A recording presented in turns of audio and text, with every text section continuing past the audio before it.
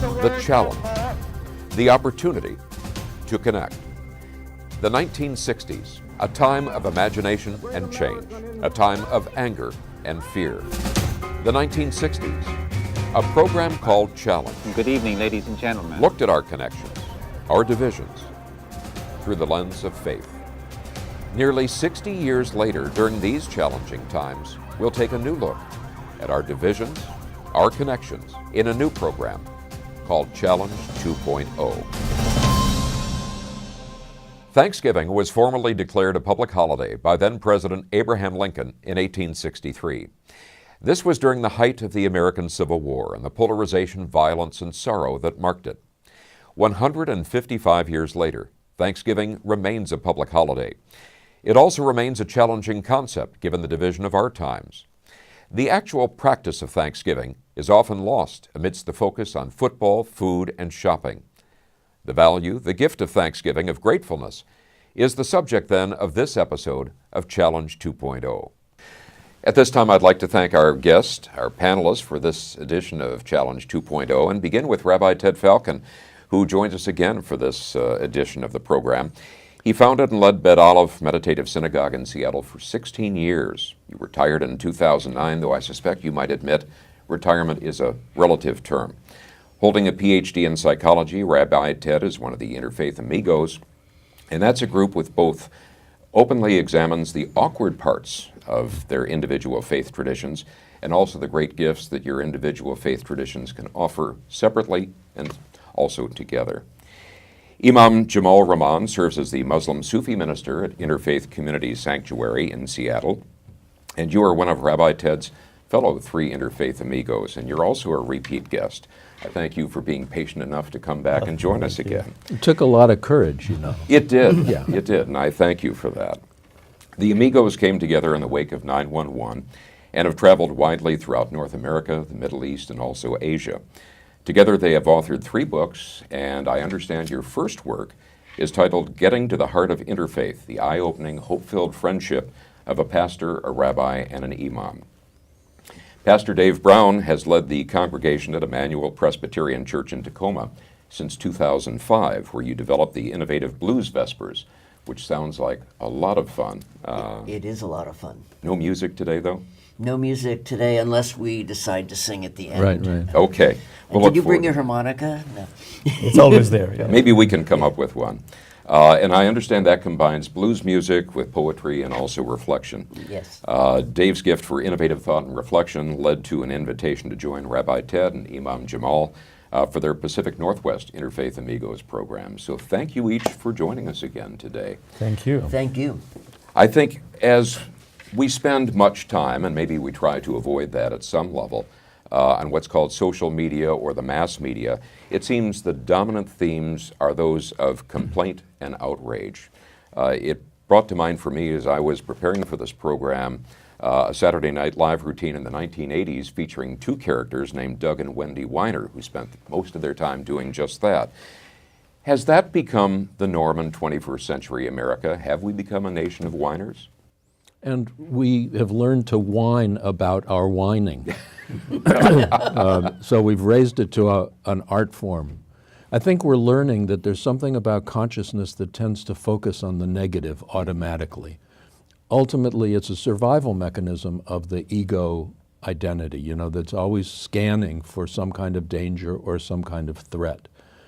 And we keep being presented with possibilities of those threats. Mm-hmm. You know, and you know from the news industry how the negative is featured.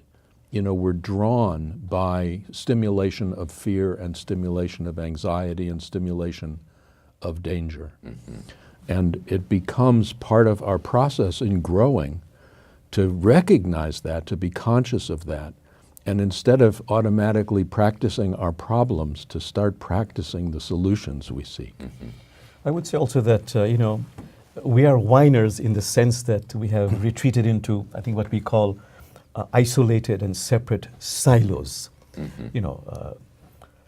Black and white, rich and poor, Republican, Democrat, and we sort of nurture our fears, our anger, and we're not grateful for the diversity.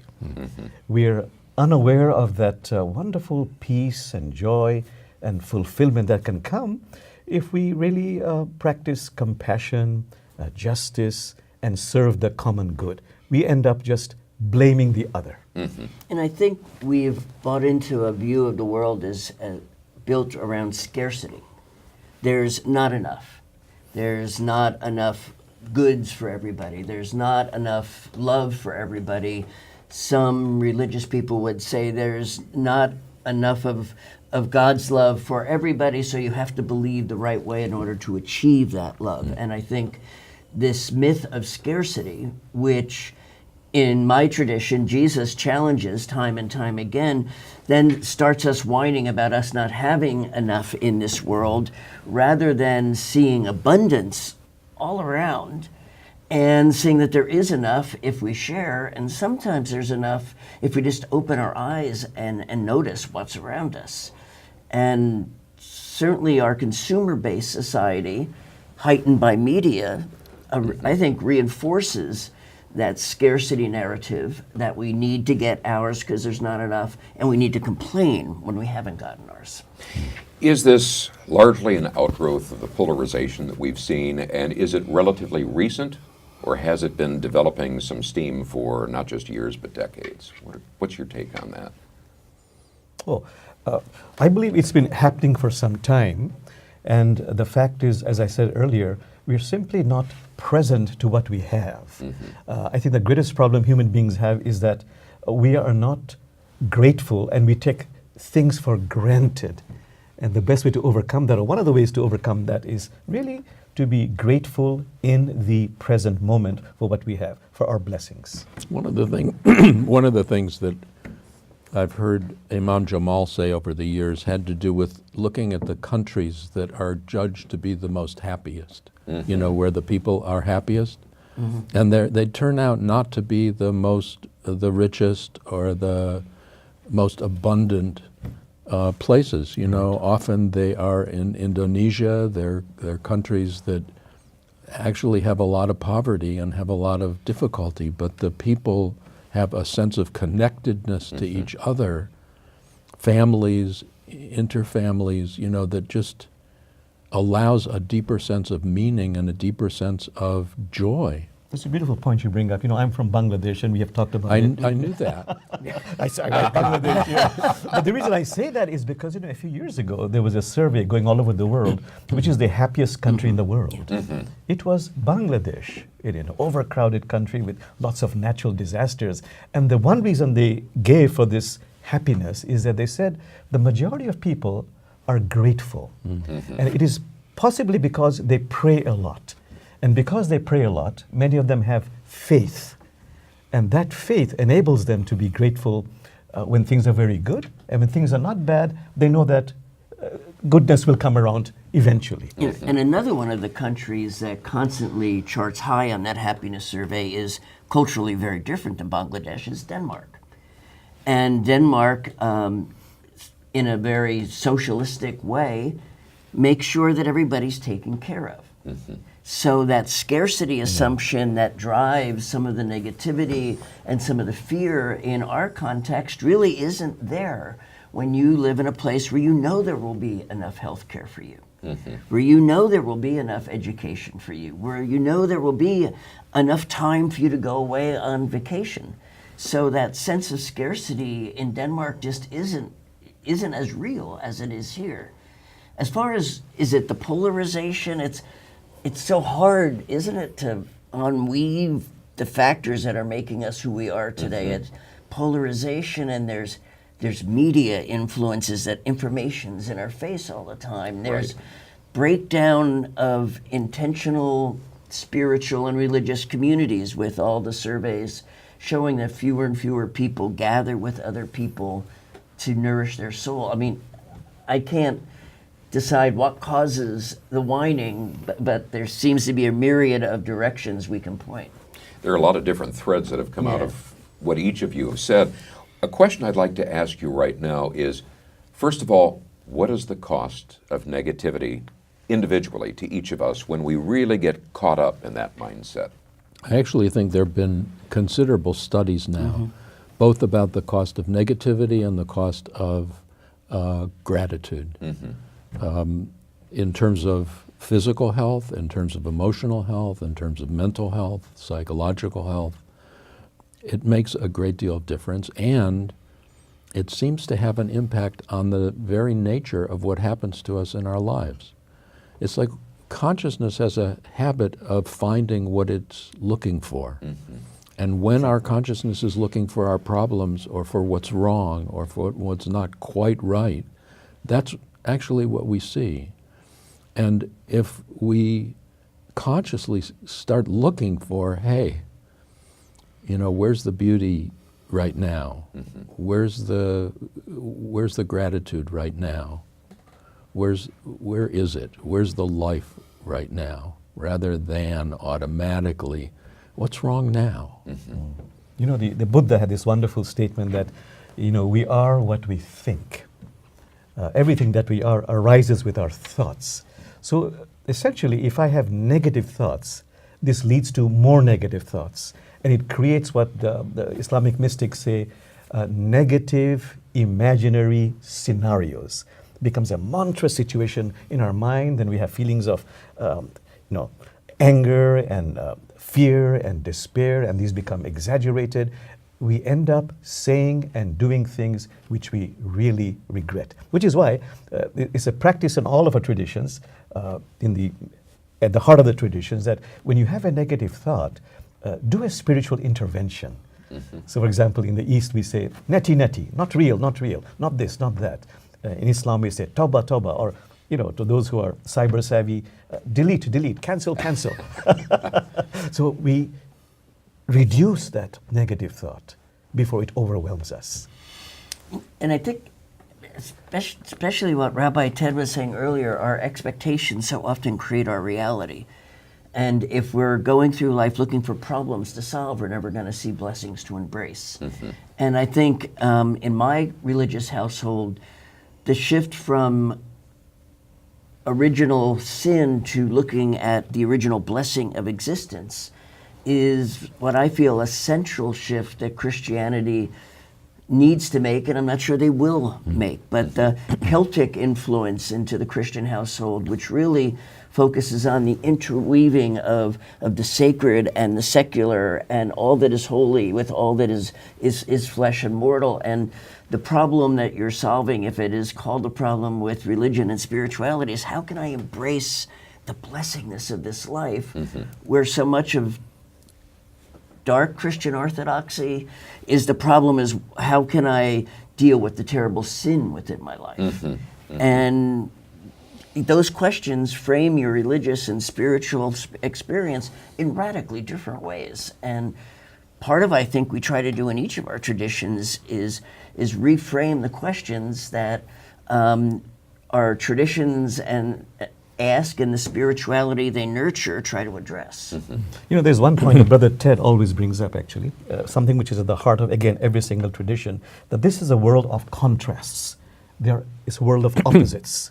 Like Rumi says, the wonderful sage, that God turns you from one feeling to another, so you might have two wings to fly, not one. My point is, there'll be some negative thoughts. We'll have difficulties in our life. But can we be grateful for both, for the good times and the bad times? Prophet Muhammad, peace be upon him, he would say that, when there was difficulty, affliction, he would say, oh God, please save me from its harm, but please do not deprive me of its good.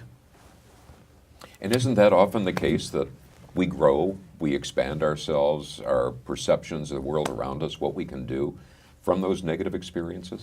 Is that part of the foundation for gratitude out of those negative experiences? Yeah, I found one of the things I found as I was thinking about talking about gratitude and thankfulness is statements like, I'm thankful for the mess to clean after a party because it means I'm surrounded by friends. I'm thankful for the taxes I pay because it means that I am employed. I'm grateful for the clothes that fit a little too snug because it means I have enough to eat. It's like, talk about reframing. The challenge always is to find the blessings in the moment without denying the anguish or the pain. Because denial does not work as a defense mechanism. So to acknowledge what's going on, but to understand it in a larger frame.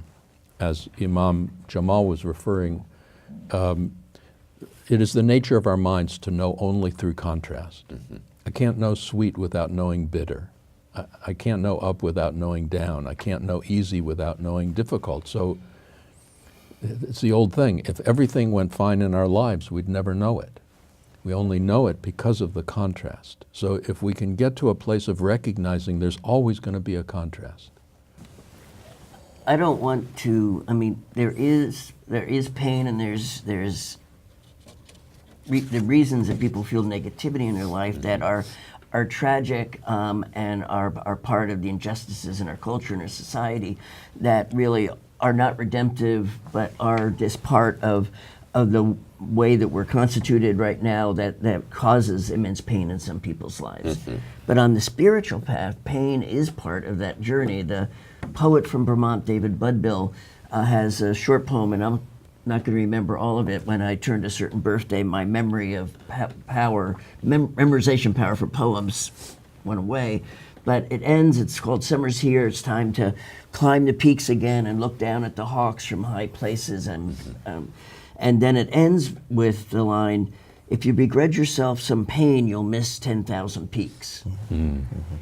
And I think that poem is talking about if you really are working on relationship, on being vulnerable, on sharing the difficult parts of our traditions, there may be some pain on that spiritual journey. But that is where you get to those peaks where things seem clear and where you have a real transcendent experience. You know, Rumi has this wonderful poem which has become very popular now.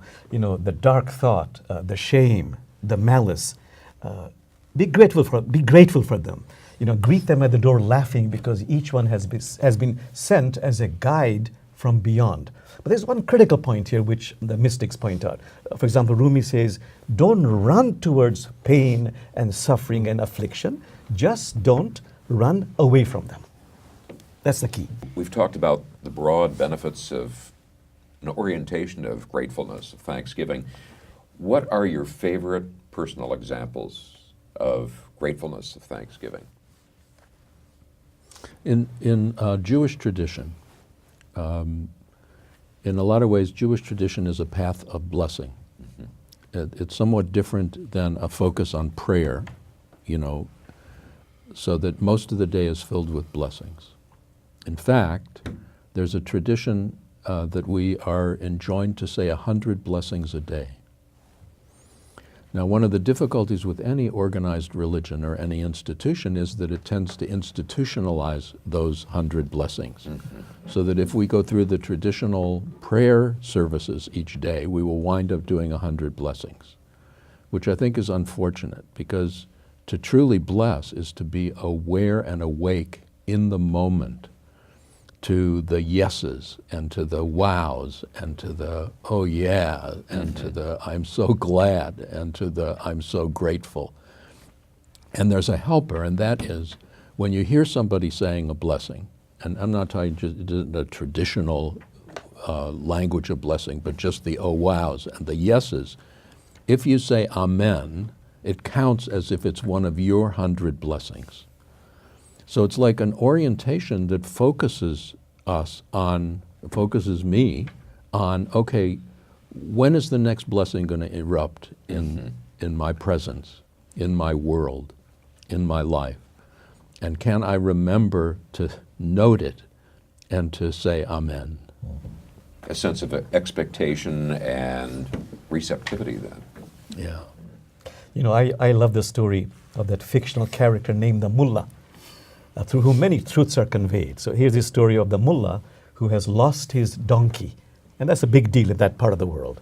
So the entire village tries to find the donkey, and they cannot find the donkey. The donkey is lost forever. They come in the evening to give Mullah the bad news. And where's the Mullah? He's in the town square on his knees saying, Allah, thank you, I'm so grateful, I'm so grateful. So they say, Mullah, maybe you haven't heard the bad news. your donkey is lost forever. He says, I know, but I'm so grateful because imagine what could have happened to me if I was on the donkey. Yeah. So one insight is that even in times of affliction, if you're expressing gratitude, we are giving thanks for unknown blessings already on their way. And that splashes in my heart. And I'll take a little different tack in a very personal story, and I have permission to share this, is recently a member of our community, Pat Flynn, was the mother of Relay for Life. And a marvelous, marvelous person. And she had some serious health problems the last year before she died in July. And she died with this immense sense of gratitude that touched everybody around her. She was able, through much suffering, to see the blessing of her life and all the gifts that she's been given, and what was most important, her ability to serve as she led this effort to eradicate cancer. And being in that room, my wife and I, with this woman who knew she was going to die the next day, there was a radiation and about joy. And I said, well, Pat, how do you remember to be grateful? And she wasn't a journaler, but it's a very simple thing. Somebody in our parish gave her a bottle and a jar and said, as she was starting to get treatment, every day put a thank you note in there. Think of the gift of that day, and then if you're starting to feel your spirit wane, go back into your gratitude jar and remember the gifts you've had even in this time when your body's gotten tired. And she said, so when I've gotten overwhelmed by what's happening in my body, the gratitude jar puts me back in touch with something larger. It's a beautiful Pat Flynn, wonderful story. So that suggests another question, and that is, how difficult is it to change our focus from primarily being negative, paying attention to the negatives, to one of noticing the reasons for gratitude? And what suggestions, you mentioned one, what suggestions do you have practically for people how they might achieve that? I think one of the things that we've discovered over the years of our working together is that deep change actually happens through a more spiritual context and through a more spiritual consciousness. Willpower, like choosing, only works as long as we stay conscious. And we go unconscious all the time. I go unconscious, so that somebody cuts me off on the freeway or somebody suddenly jolts in front of me or something, and I respond or I react in ways that are not totally conscious. So the more spiritual process would involve taking a step back and being able to note how our minds work and how we're drawn to different aspects in our reality. And in consciousness, to start making a different choice so that it starts becoming automatic. Because unless it becomes automatic, there's no deep change. There's just what one might call cosmetic change that only works when we remember, like to put on that particular makeup or that particular way of looking at the world. And we want to change something deeper. I like personally the practice of, as often as possible, touching my heart to express gratitude to both God and to any person who is the cause for me to say thank you so much. So I just want to say that, when we thank God, and the Quran says everything that exists in the heavens and the earth praises and thanks God. When we praise God, God is of the highest of the highest vibrations. So when we do this act of gratitude, it elevates and raises our vibrations in that higher direction. And then when I am thanking someone out of gratitude, I'm really having a soul connection with that person. Because this is an attribute of the soul. And I'm really, at every moment I'm thanking someone, I'm creating a soul-to-soul bonding. And this is what is critically needed in our times. And building a little bit on Brother Jamal's comments is, one of the things gratitude does is it moves us away from this radical independence into a radical sense of interdependence. My mother taught me every night, she put her big hands around mine and we said what we were thankful for. She never realized she was teaching me something radical. She was really teaching me I needed other people, I needed the earth, I needed the soil. She was really giving me a declaration of interdependence. And I think an interdependence, an awareness of interdependence has a transforming power in our world and in our culture. And sometimes for me to remember that, and sometimes my two brothers serve in this way, I need soul friends. Somebody who I will say, I'm really starting to struggle with the negativity, do you want to walk with me for a season? That soul friend is a big part of the Celtic Christianity approach, but find somebody, maybe not a partner or spouse, who you can be with every week and talk about your blessings and your struggles with your negativity. Spiritual advisors would be something like that. In sharing your perceptions, your wisdom about Thanksgiving, you've given us an additional reason to give thanks, I think, at this point. I hope you'll each come back and participate in Challenge 2.0 at some future time. And thank you for being a part of this today. Thank you for joining us for this episode of Challenge 2.0. We hope you'll join us again next week.